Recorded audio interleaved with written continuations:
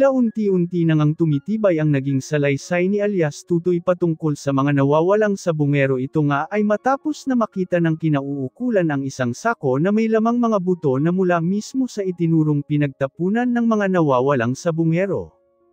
Hindi pa naman natutukoy kung sa tao o sa hayop ang mga naturang mga buto at patuloy pa ring inaalam ng forensics expert. Ayon sa kampo ni Atong, nakakasiguro daw sila na sa hayop ang na-recover na mga buto dahil madami daw na walang hayop noong pumutok ang Bulkang Taal. Kung sa tao naman daw ang mga buto ay sigurado daw na si Tutoy ang may pukana upang masisi si Atong Ang.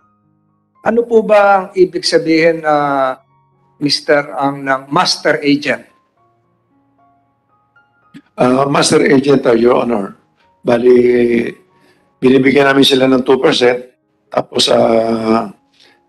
sila nag-guarantee, nagde-deposit sila, na kung ano yung nakukonsume, binabayaran nila. Tapos, ang kapalit niyan, out of 5% na kinukuha namin, 2% yung kanila. Kaya? Bali 40% of the company, bali lumalabas 5% eh. Binibigyan namin sa kanila yung 2%. Tapos, yung 2% na yun, nagkakaroon sila ng mga iba-ibang agent pa, nagbibigay sila ng commission din. Ang lumalabas kasi ngayon, correct me if I'm wrong, and now I'm referring this statement to GCash and PayMaya, dahil ang players ngayon allowed to directly load money into the e-sabong platforms. Ang lumalabas ngayon, si GCash at si PayMaya na ang master agents. Tama po ba yan? Meron ba gusto sumagot? Your Honor, hindi po. Bali, ano lang po sila, payment system lang. Hindi po sila. Dahil direkta na sila, hindi na dumadaan sa master agent, parang sila na yung lumalabas. Hayaan po natin sila sumagot. Itong GCash at PayMaya. Pero bago kayo sumagot, Mr. Chairman, in behalf of the committee, nagpapasalamat kami sa reply ninyo. We received a reply March 11 from PayMaya, and then another letter dated March 5 from G Exchange. Ito siguro yung GCash. So, salamat po doon. Who would like to respond? Can I go ahead? Go ahead, sir. You are from PayMaya. I'm from PayMaya, Mr. Chairman. My name is Attorney Basilio Visaya Jr. And good afternoon. Kamagano ko po si General Visaya? He is a cousin, Mr. Chairman. Oh. So, Mr. Chairman, we are essentially a payment system integration services company. So, we are not really an agent for that matter, and we entered into this agreement with Lucky 8 to do cash-in services as an EMI, because that is only the license that we are authorized to do under our license with the BSP. So we cannot do more than that, Mr. Chairman. So you are denying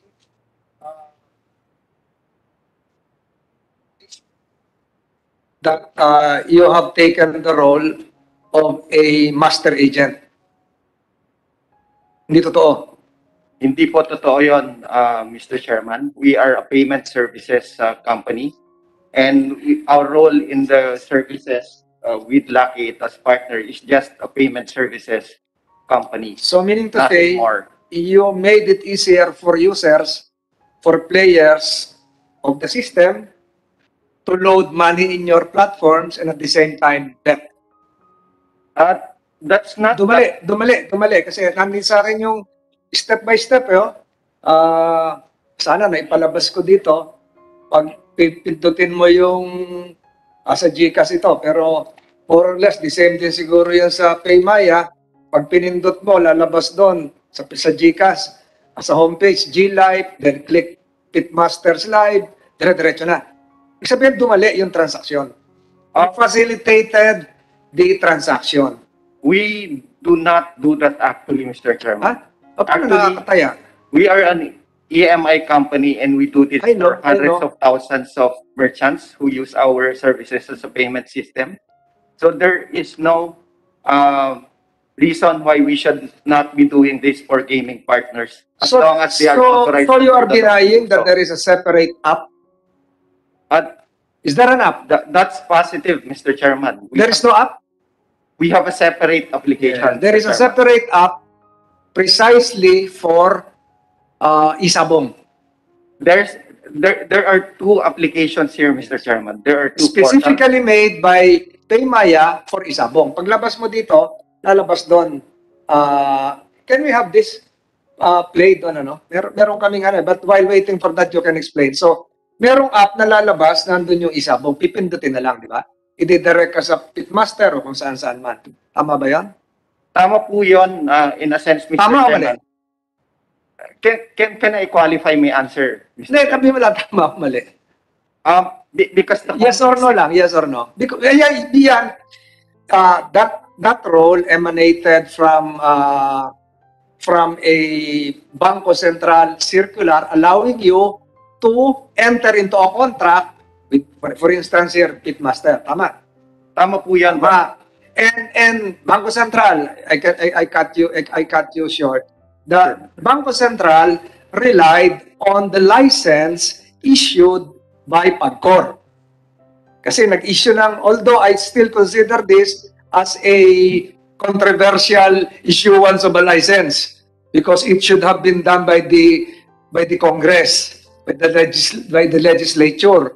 Where is Central Bank? Central Bank. Bangko Sentral relied on the license issued by PAGCOR and thereafter allowed these EMIs to enter into an agreement or agreements with Pitmaster. Tama? I'm asking BSP. Yeah. Sir, can I discuss po yung process? Qualified ulit. Because we just not rely on the license. Without the license of PAGCOR, will you issue a directive allowing GCash and Paymaya to enter into an agreement with Pitmaster or the other Isabong operators? Yeah. In that question, sir, Will you issue a concurrence or not? yeah, we will not issue. Yes. It's not a So what registered became the license of basis? What became the basis is the license issued by PAGCOR to the Isabong operator. And what became the basis for PAGCOR to issue that license is the DOJ and Solicitor General opinion. DOJ, you're still there. So, Yes, Mr. dito lahat ito nagsimula eh. Dito lahat ito nagsimula. We will have a long hearing on this because I'm just looking on the first leg of what transpired. So, the legal opinion served as the legal basis for PAGCOR to issue a license. BSP relied on PAGCOR's license and thereafter allowed Paymaya and GCash to enter into an agreement with Pitmaster. Question to BSP. After allowing Paymaya and GCash to enter into an agreement with Pitmaster and all other, hindi lang, banggitin ko na lang, Isabong operator, what then is your supervisory role? You can answer that, ma'am. Yes, sir. Can I answer po? Before we issue the license, so it's a licensed electronic money issuer, and then there's a conditions that any changes or enhancement on their products or mobile application, they have to notify the Bangko Sentral. Once they notify the Bangko Sentral, we request the EMIs to present the proposed product and services. And if we found that there are some need to be addressed or need to additional condition for the issuance or allowing the e-money issuer to participate or offer that certain product, there are certain conditions, particularly for the Isabong, sir, that the restrictions that the EMI should ensure that it will not be offered and be accessed by the minors, as well as to strengthen their risk management system, particularly on the AML, anti-money laundering KYC processes. So in terms of the system,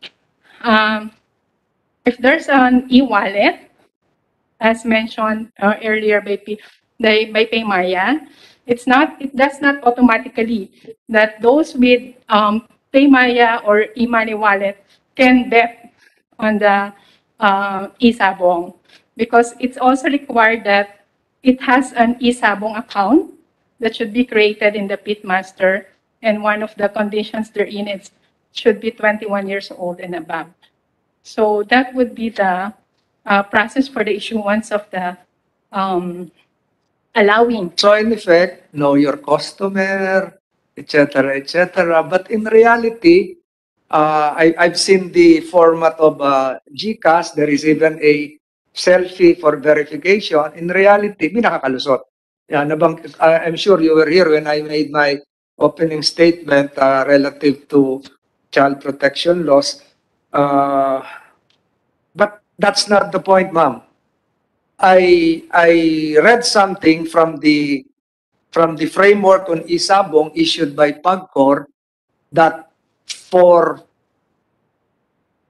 overseas betting, they have the ability to block.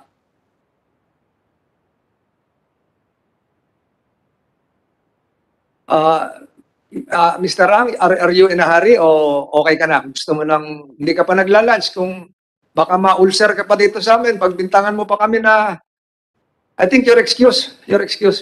Thank you, Your Honor. Oo, kaya lang baka pag diniin ka nitong mga to, hindi ka na nakasagot. But huwag mo kayong mag-alala kasi lahat ng ginagawa namin, lahat available. Ulitin ko, payment system lang sila. Tapos sa BIR, kumpleto rin po kami, kaya hindi ako nag-aalala dyan. Maski kumpleto po sila dyan, maayos yan. Alam ko lahat ng galaw nila, by the book lahat. Tumutulong nga po tayo sa gobyerno, kaya make sure kung na tama lahat ang ginagawa namin, Your Honor. Siguro bago ko umalis, meron akong isang tanong. Iuuna ko sa iyo. Magkano po ang binabayad uli ng pitmaster buwan-buwan? I now refer this to PAGCOR. PAGCOR, nandiyan ka ba? I don't see, Ma'am Andrea, ikaw you're representing PAGCOR. I'm representing PAGCOR. Magkano ang binabayad? Pasensya na, ma'am, sa BSP kasi paalis si Mr. Ang, kaya lumaktaw po ako eh. Magkakaroon pa tayo ng in-depth hearing dito na malalim-lalim. Ano, tinatanong niyo kung magkano binabayad namin Si sa ano po, PAGCOR? si PAGCOR ang ano. Hindi Hindi, niya alam. pwede ko sagutin. sige po. 135 po. Magkano po? Yung binabayad namin sa PAGCOR, One, monthly, yan po. more or less yung 75 million, whichever is higher to sa 12. Parang last month, parang 130 plus eh. Binabayaran namin ng todo lahat. Okay. Kasi ang sinusunod namin, yung sa per fight na, Your Honor, Per fight is 12,500. 12,500, multiply, 12,500. let's say 350 a day. Depende, hindi kasi pare-pareho yan. So, 12,500 times the number of fights a day, then times 30. BIR. Hindi pa nakakasagot si PAGCOR. BIR. Where's BIR? Ikaw representative Good afternoon. ni Chairman Dulay. Can you... Good afternoon, sir. Oh, hindi ko mabasa yung pangalan mo. Natakloban eh. Attorney D, sir. Sixto. Yes, sir. May brad dati akong Sixto. Tiga BIR eh. Yes, sir. Si Boss Tito, sir. Sixto rin yun, di ba? Ano Yes, apelyido? Yes, sir. So, narinig mo yung sinabi ni Mr. Ang na pinag-aaralan pa ngayon ng PAGCOR. What is Mr. Ang paying? Sir, Is it, let me continue. sorry, sir. Is it part of a regulatory fee or is it a form of a tax under the National Internal Revenue Code? Yeah. Sir, he's paying PAGCOR regulatory fees.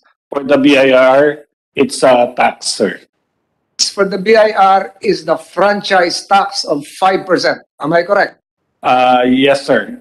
But aside from franchise tax, sir, he is also liable for other taxes. Such as Sir, income tax and VAT. the income tax of the corporation, which is pitmaster, probably. Yes, sir. Okay. So in the same manner, for every transaction on the part of PayMaya and GCash, are there corresponding taxes? Sir, there should be. There should be. Oh, yes, sir. There should be. Tax on winnings, sir. I'm leading you to this because Malacanang issued a statement na kailangan kumita ang gobyerno. So, by answering, it should be, it appears, DOJ is listening, we now expose the flow. Nilalabas natin yung pagkakamali dito. Magtanong ka sa abogado mo, Mr. Ang. Ang lumalabas, ang binabayaran ngayon, ang napupunta sa gobyerno is a regulatory fee. PAGCOR. On the part of PAGCOR, yung regulatory fee, hindi yan napupunta sa kaban ng bayan, pampagawa ng ospital, pangsweldo sa mga pulis na nandun sa likuran, nagkukwentuhan, pambayad ng mga tulay. Napupunta yan doon sa PAGCOR special laws.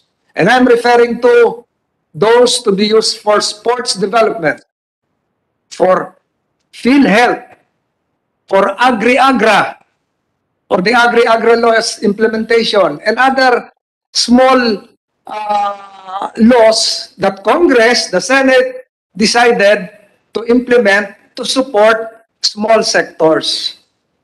So these regulatory fees are given to the Office of the President, given to various agencies for their special projects. While the taxes, especially that 5% franchise fee that you mentioned, tax that you mentioned, will go to the coffers of the national government, the Bureau of Treasury, to be appropriated by Congress through a General Appropriations Act to fund the requirements of the national government. Tama po ba ako doon, BIR? Yes, sir. Okay. So, ang lumalabas ngayon? Ang lumalabas ngayon, walang buwis pa na tinatanggap ang pamahalaan buhat sa isabong. Unlike, pakinggan mo BIR, unlike sweepstakes, winnings, loto, binabawas ka agad yung manalo ka ng loto, winnings. Di ba? Horse racing, may bawas yun eh. Sa isabong, wala pa. Bakit ganon? DOJ, you're listening. Kasi nga, wala pa tayong batas tungkol sa isabong. When you talk of gambling, you talk of 3 items. Price, yung premyo. Consideration, yung bayad na dinadaan sa GCash, PayMaya. Yung pusta. And number 3, chance.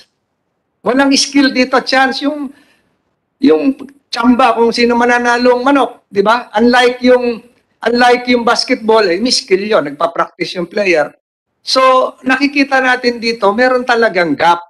So, BIR, how much is the tax on winnings for Lotto? Sir, I don't have any data right now. Pag ako po ay nanalo ng Lotto, halimbawa 50 million, hindi ko naman makukuha ng buong-buo yung 50 million, di ba? BIR? Yes, sir. 10,000 and above, Yes, sir. General rule, sir. The winnings of 10,000 and above is subject to 20% 20% withholding tax. tax. Wala tayo nun dito pa sa isabong. Kasi si DOJ, sumunod lang doon sa request ni PAGCOR, pasok ba ang online sabong doon sa other items na nandoon sa batas na sinight nila na dapat ay local government lang. So maliwanag po ngayon na walang buwis na nakukuha pa ang pamahalaan. Mr. Ang, PAGCOR, Bangko Sentral, mawalang galang na, ang nabibigay nyo sa pamahalaan is the regulatory fee. 12,500 per sultada. Tama po yun. That's a semblance of contribution to our coffers. But in terms of taxes on winnings, BIR, pag natalo ba ang isang sabungero na talagang laging nagsasabong, is it a deductible expense? Sir, yung deductible lang po yung talo po, dinideduct doon sa panalo. Ayun. So nakita niyo na yung pagkakaiba? Gains. Abril, magpa-file na tayo ng income tax, di ba? Itong Abril. April Yes, sir. 15. Yes, sir. So kung talagang gambler ako, halimbawa, yung aking talo sa kapupusta, pwede kong i-deduct doon sa aking income tax? Yes, sir. Sa legalized gambling, sir. But Sa legalized gambling. sa illegal, sir, hindi po Yes. deductible. Pero dahil doon sa inisyu ni DOJ na opinion, binigay kay PAGCOR, ipinasa kay BSP, tinanggap ni Paymaya GCash, lumalabas na legal. Ngayong pagbabayad ng April 15 income tax, pwede bang i-deduct yung mga natalo sa isabong? Sa inyong pananaw, tinanong nyo kasi ngayon, tinanong ha, ang sabi mo BIR, pwede pong i-deduct kung legal. Di ba? Ano ang Yes, sir. ibig sabihin nagsasabing legal? Kung may batas. Okay. So dahil wala pa ngayong batas, pwede bang i-deduct yung natalong sabongero sa isabong sa ngayong April 15 filing ng income tax return? Sir, sa BIR po tinatanong niyo. Kasi po, kung illegal po yung isang laro, definitely po, it's not deductible. Kaya lang po yata yung, assuming po na, we assume that the license given by PAGCOR has basis. So currently, we're treating it as legal. So kita nyo na ngayon ang nangyari. Sinabi ni DOJ, pwedeng legal. Tinanggap ni PAGCOR. Ngayon, nagdududa-duda pa si BIR. Paano kung merong mag-file ng income tax return ngayong April 15? 2 taon na yan. 2020. Kailan ho kayo nagsimula, Mr. Lang? 2020, no? Kailan po kayo nag-start? 2020 o 2020. 1 year and a half na. 1 year and a half. Oh. So, pwede bang i-deduct yung mga ano ngayon? Questionable pa. Sir, i-clarify ko lang po. Pagka ano po kasi, tax on winnings, ano po dito kada taya. So pagka ang taya po is more than 10,000 or more, subject na po yun sa 20%. You don't have to wait for April 15. 20% withholding tax. Yes, sir. Sino ngayon ang nagwi-withhold? Tatanungin kita, BR. Sino ang dapat mag-withhold? Si Mr. Tama na, patapos mo ako. Si Mr. Ang ba? Si Paymaya? Si GCash? Si PAGCOR? Sino mag-withhold nung 20%? Halimbawa, nanalo ako ng 100,000. So what is 20% of 100,000? 20,000? Sino nag-withhold? Dapat po ang Lucky 8 payer po, Lucky 8. Ay hindi. Ang sinasabi ngayon ni Mr. Ang binabayad nila, yung regulatory fee pa. Yung sa PAGCOR na 12,500 per fight. So, malinaw ngayon na walang nagwi-withhold. Si GCash, hindi ba pwedeng withholding agent ito, si Paymaya? Hindi po, kasi po hindi po sila directly nagbabayad yata po dun sa mga nanalo. Sila nagbabayad. GCash, sino nagbabayad? Sino nagbabayad sa mga nananalo sa pusta? Hindi po kami, Your Honor. Pwede kayo. Hindi po kami nagbabayad ng pusta. Nagtatap up lang kami ng isang wallet. Hindi, ang tawag sa inyo, top services. Tama ba ba? Opo. Di ba kine-claim din nung mananabong doon sa GCash machine, yung premyo? Hindi po. Saan makukuha? Yung winnings doon sa platform ng Sa Pitmaster. platform ng Pitmaster. BIR, pwede bang ma-designate na withholding agent si GCash at Paymaya? I think hindi po, unless i-allow po nila ng Lucky 8 na ibawas na po agad dun sa payout. Pahirapan ng Pitmaster na sila pa yung magwi-withhold doon sa sa bawat tumaya. Sa dami nun. Kakayanin ba yun, Mr. Ang? So, ganun kakomplikado po ito ngayon. Sir, kaya hindi ko namin kayo pinaalis muna. Your Honor, kasi pagdating sa mga ganyan, at least, ang ano kasi ngayon, sa problema nga natin, since bago kasi itong technology to, wala pang batas. Kaya nga nung nagpasa ang Congress, nasa Senate na, nasa inyo na po, yun nung nag-usap tayo nun, na gumawa sila na ng batas na, kaya lang hindi nyo pa yata na-aprobahan, parang mas malinaw na doon, kumbaga sa ano, parang 5% of the GGR nga lang yun. So dapat himayin kasi pagka ganito may bagong laro na to, hindi talaga ma-apply yung dating sabong. So lumalabas is either amendment or dapat gumawa ng panibagong batas talaga. Yun lang ang pwedeng puntahan nito, Your Honor. Tama po, Mr. Ang. Kaya ngayon, ang gusto kong bigyan ng diin ay itong trabaho ng BIR.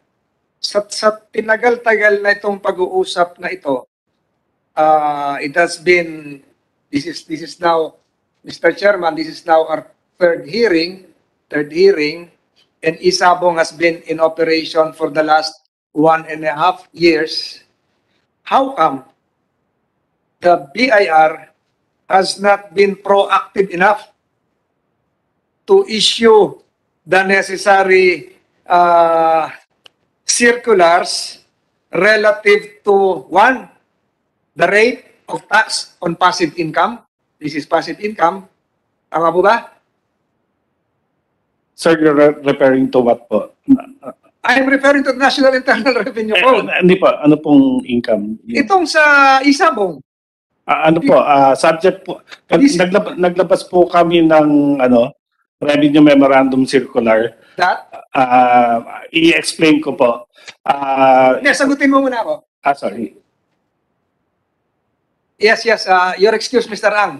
Thank you, Your Honor. Thank you. Thank you, Mr. Atonggang, for bearing with us. Third hearing nito. Sana kung magkakaroon pa ng fourth, andito ka pa rin, ha?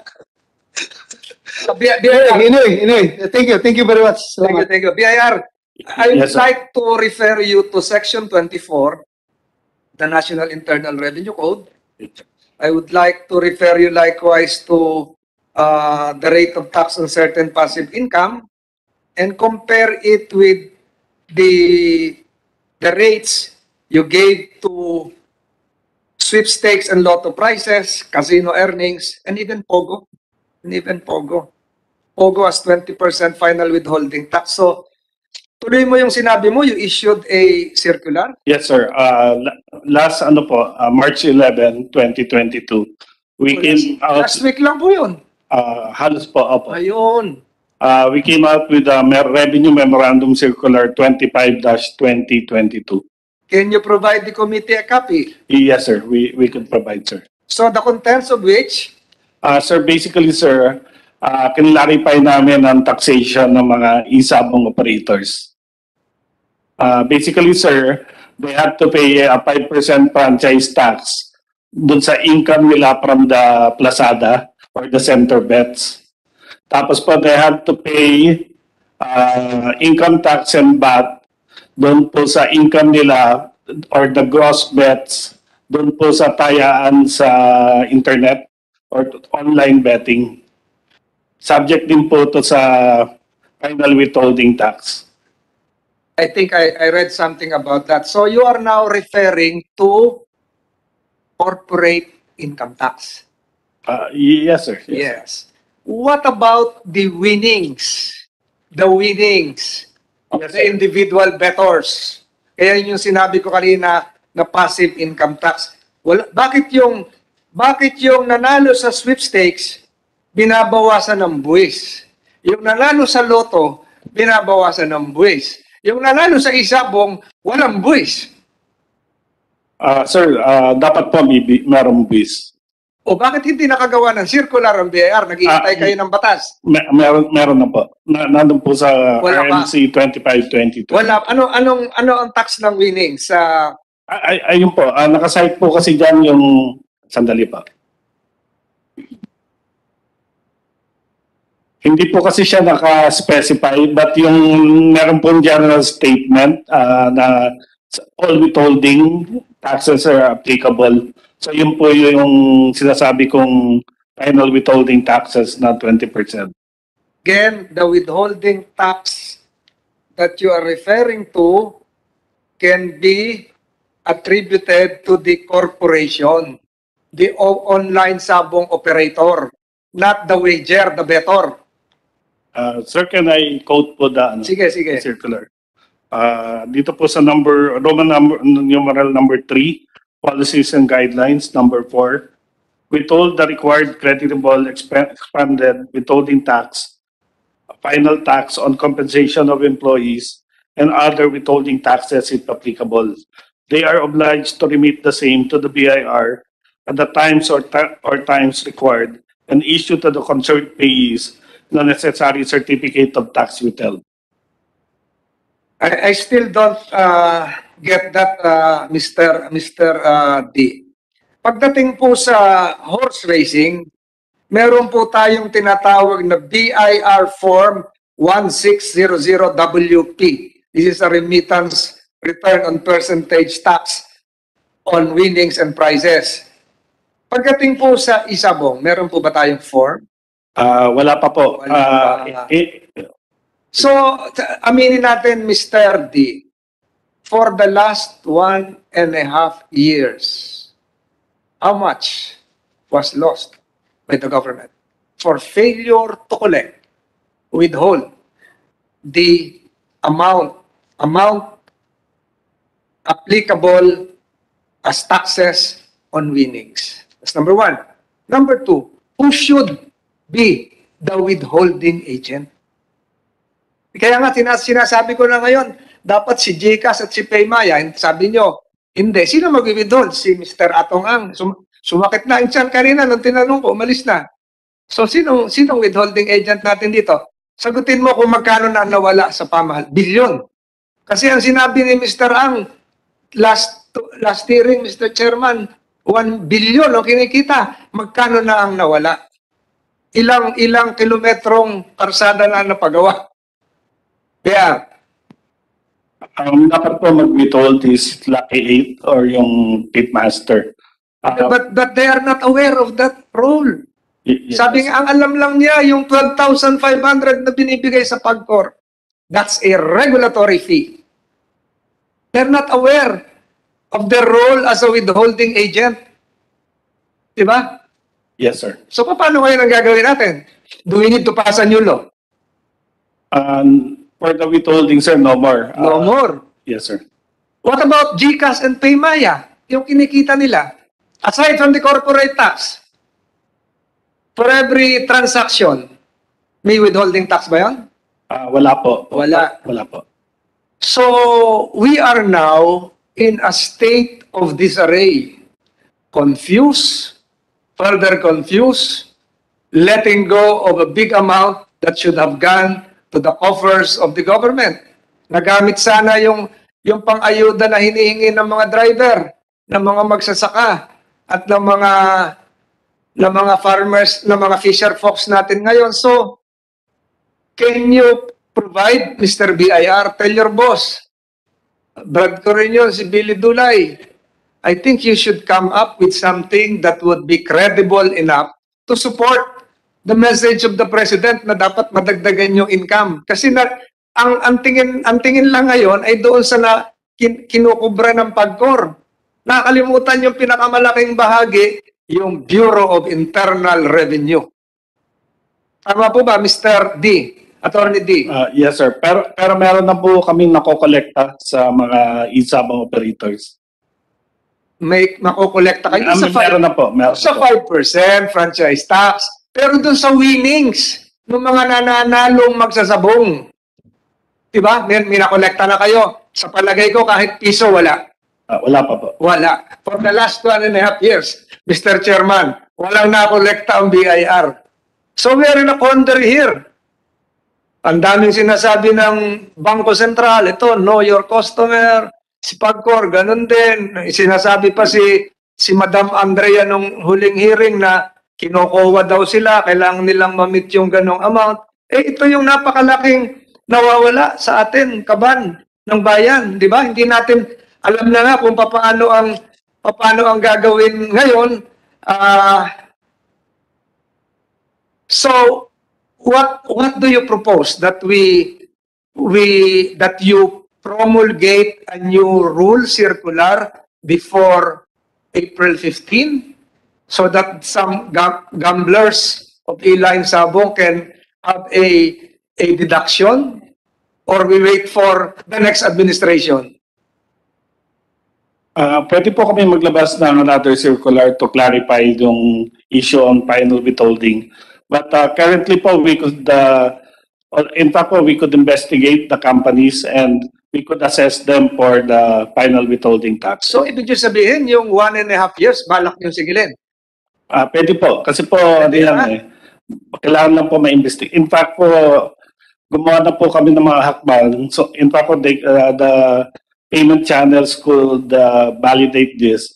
Sumulat na po kami sa kanila at humihingi na po kami ng datos kung magkano yung mga dumadaan po sa kanila na bayad. Alam mo, Senator Tolentino, yung pagkagawin ninyo yan, siguradong sisigaw itong mga isabong operators na unfair yung ginagawa ninyo dahil hindi na-withhold yung winnings eh. Paano pa kolektahin yun sa mga nanalo, nabigay na nila kung i-implement niyo yan ngayon? Na-release na nila yung winnings, hindi man na kunan ng withholding.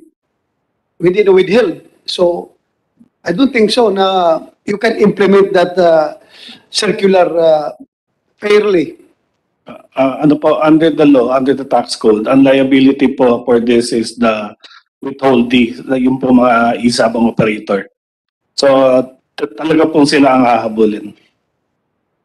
Ang lumalabas ngayon, pag ginawa nyo yan, lalo nyong nilegalize na yung sinasabi kong questionable pa ngayon. Naging legal lang para sa isabong dahil may opinion si DOJ, si Solicitor General, na tinanggap ni PAGCOR, pinasa ni PAGCOR kay Bangko Sentral, tinanggap naging sandalan ni Paymaya at GCash para magkaroon ng app, maningil. So, wouldn't that mean that we are legalizing via the back door an operation which has still to be given imprimatur by the Congress of the Philippines? The power to tax. Sir, nag-aaral ka ng taxation, the power to tax is given to Congress. Diba? Yes, sir.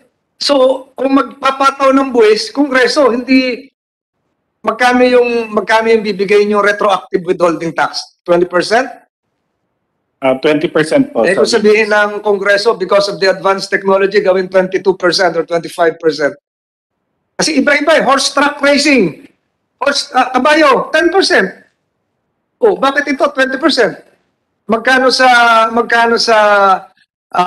sweepstakes ang withholding? Sandali lang po.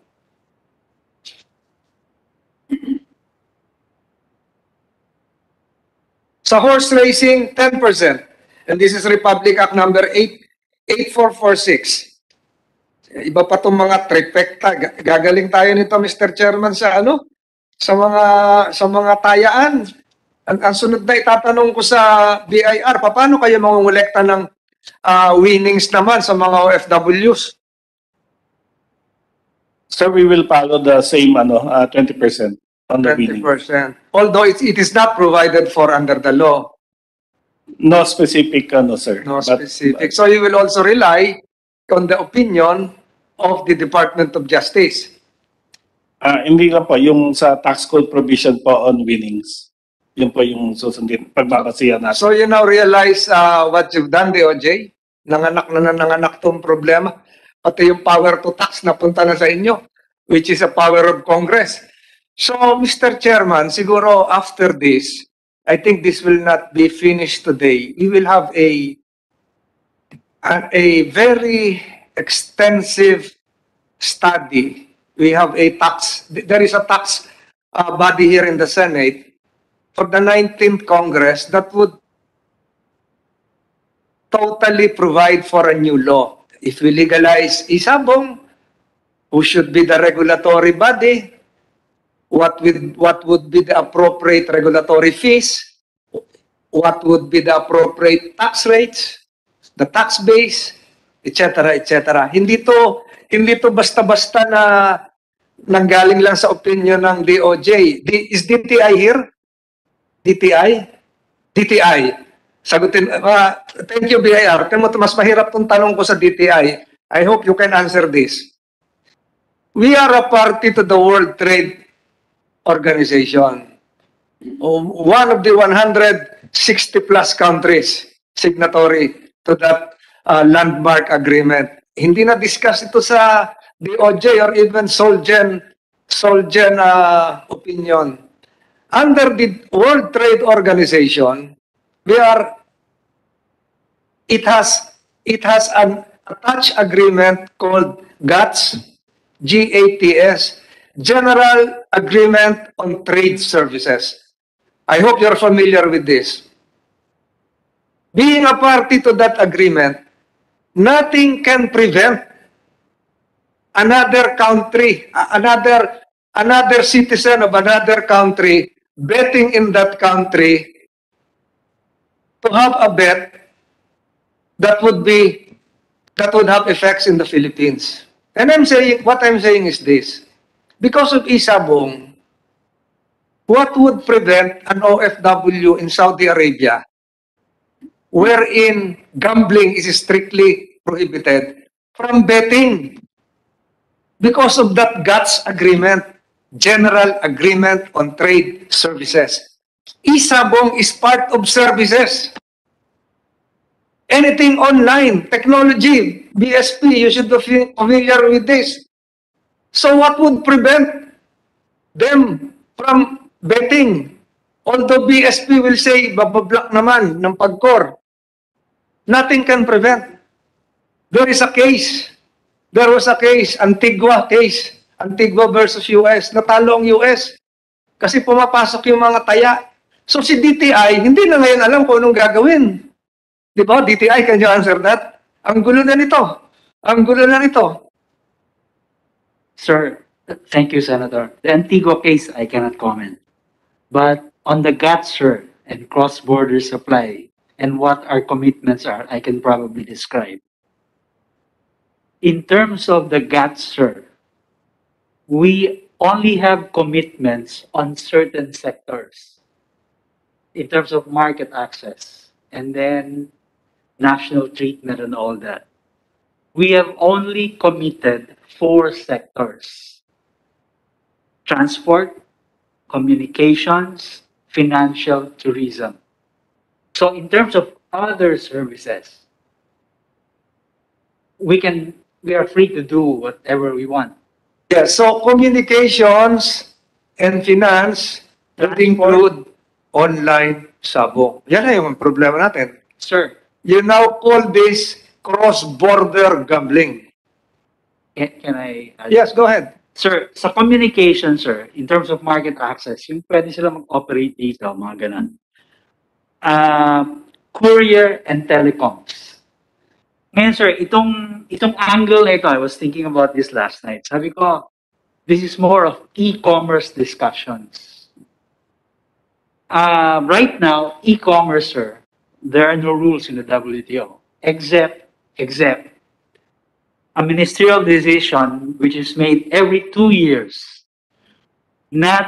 There's what we call as a moratorium on customs duties on electronic transmissions. This is to encourage the use of the internet.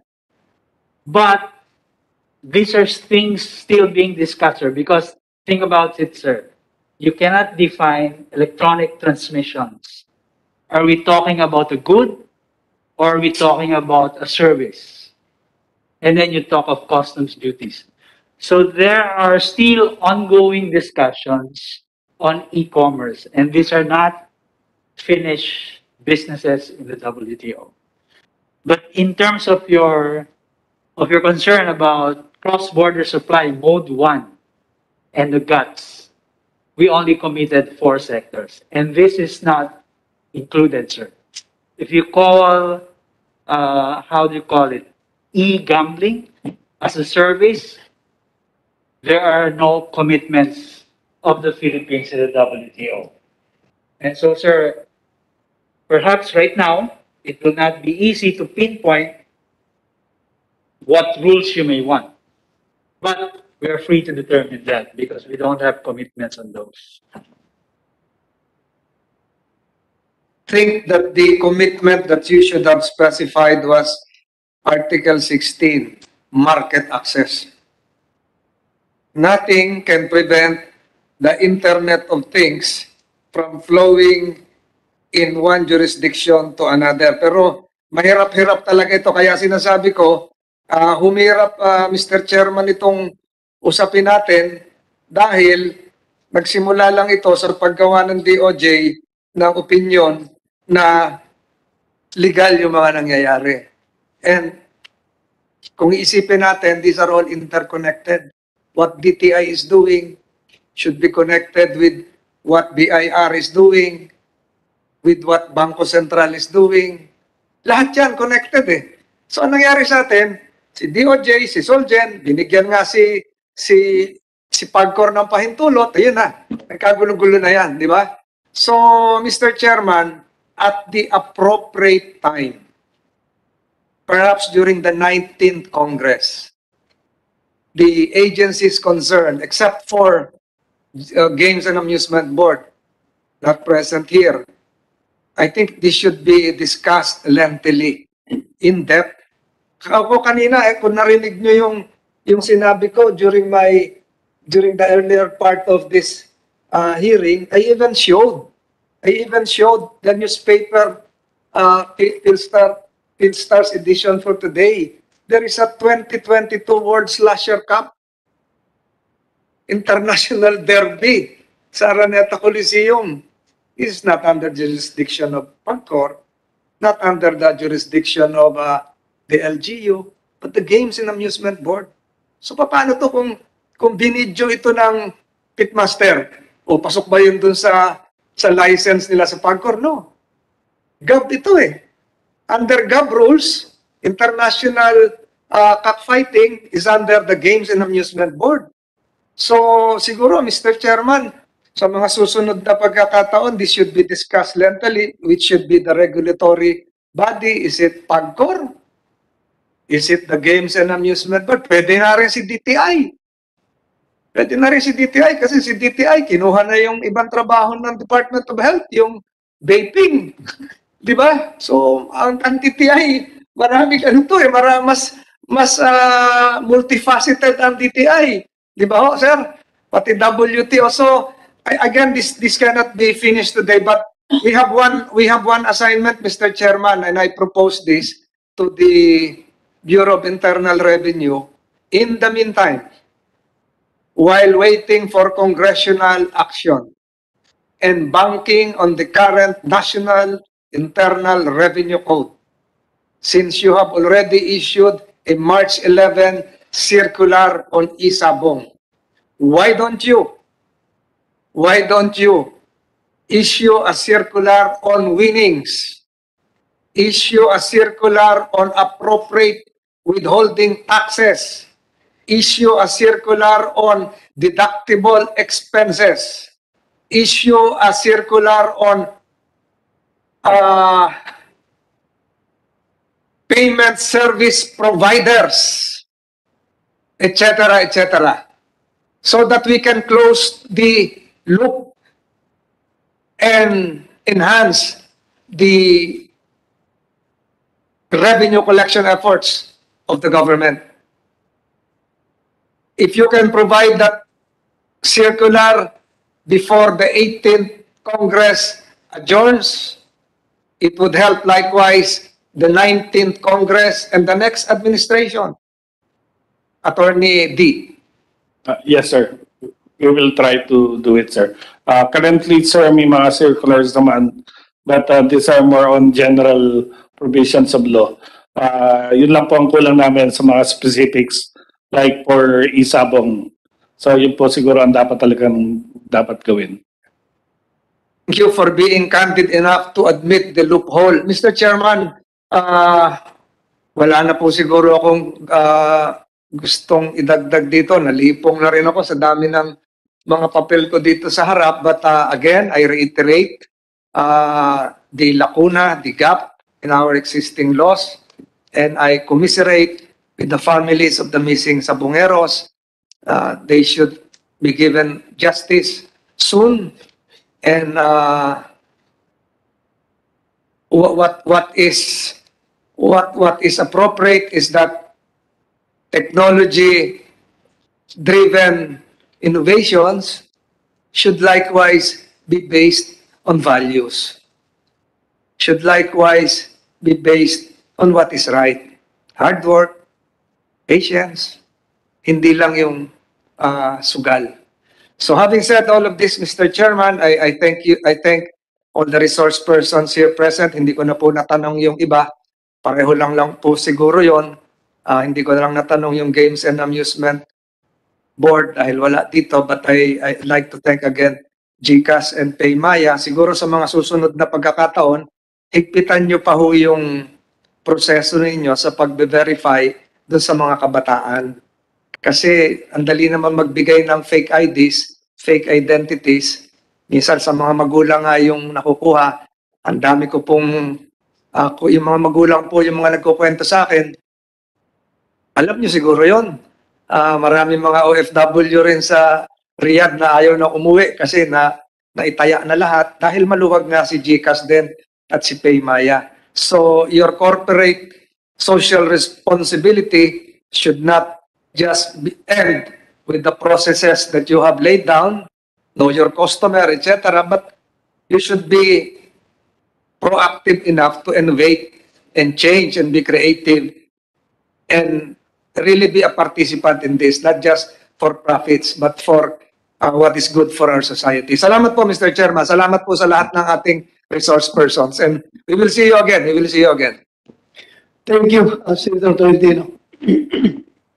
Again, in behalf of the Senate, as the chairman of this committee, I would like to thank everyone, lalo na kayo, itong last batch na kayo pinakalas na tinawag, kayo na pa kayo umaga dito. Maraming salamat po sa inyong cooperation at sa mga lahat ng ating inibitahan kanina. Thank you very much sa inyong pagdating at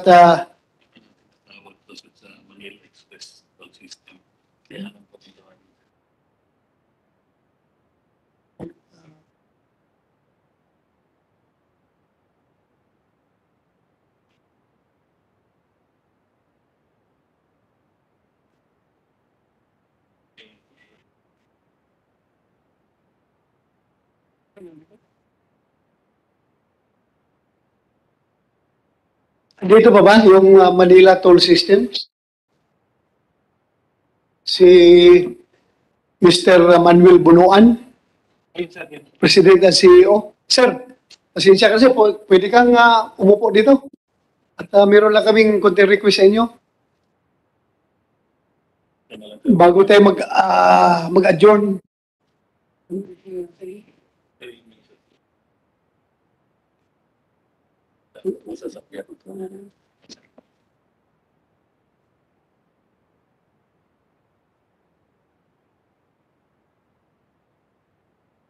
Sandali lang ito. Sabay-sabay na ito mag-alisan kasi kawawa naman kami dito. Iwan niyo kami. Mauna kayo. Sandali lang. Sandali. Sige, you administer the oath. Tayo lang po, sir.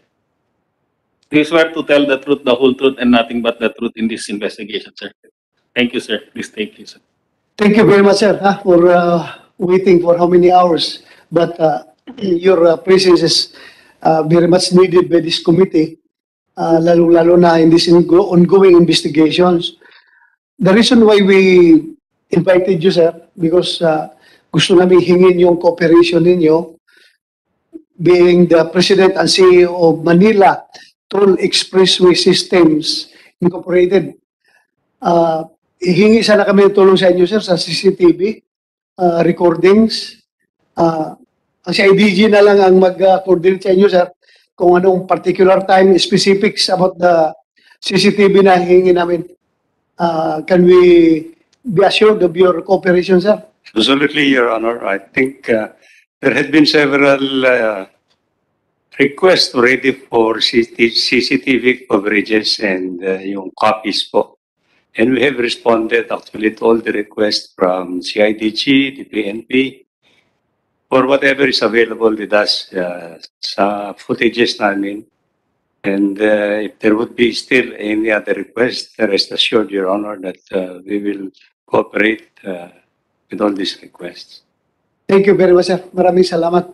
Sa IDG, okay na. So, you know what to do. Yes, sir. We will coordinate immediately, sir. Sige, sir. Maraming salamat, sir. Ha? So, with that, ulitin ko sa IDG, kayo ang inaasahan dito.